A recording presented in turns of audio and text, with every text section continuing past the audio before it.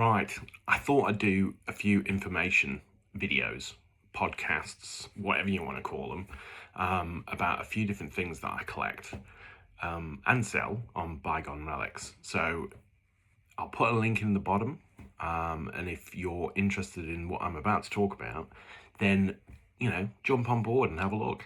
So what I wanted to talk about was Zippo lighters. Zippo lighters have been around since the 1930s. Obviously from America. I've got a handful of them here, actually, a load of them. One of the things I wanted to do is just give you a bit of a heads up. So when you're looking at Zippo lighters, other than the click that you hear when you open them, there's a few things that you need to be looking for. Obviously, people collect, historical ones. They collect ones that have been a little bit engraved maybe during the wars, anything that's unique, and then ones that are limited as well. So maybe ones that were produced for specific companies, and they're in limited supply. So there's lots to collect, and sometimes getting them in their original boxes as well, that can add to the value, especially if you're going to be keeping them for a long time, and you want to make sure that they've got good value. You keep them and keep the original boxes as well, because obviously when you come to a time when you're going to cash out, the more you've got, the better. The other key thing is the dating.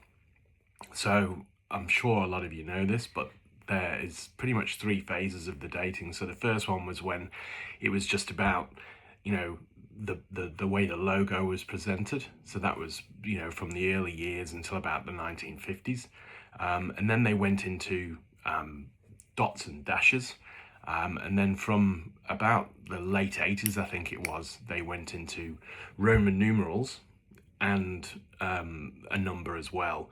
So on the more recent ones, you can see that it might say XXX, and then it might have a 1 at the end. So the number refers to the month. Actually, no, it's not the number, is it? Or is it? Anyway, I've got all the details, and I'll put it in a link below this, and that'll take you through to the website, which will give you a bit of a breakdown on what and how you can date your Zippo lighters, because it makes it a bit better if you're ever going to be selling them, to be putting in exactly what year that they were made. Also, when you take them out, on here there should be written the same date, so it should be matching.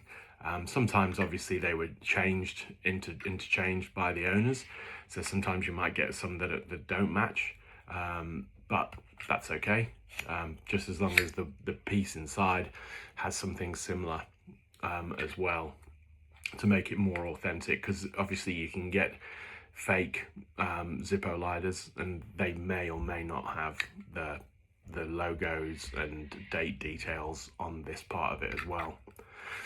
So that was just a quick intro, just to make you realize that there's a little bit more to a Zippo lighter than this noise. And if anyone's got any other comments or educational pieces about Zippo lighters, just put it in down below. That'd be awesome. All right, until next time, see you then.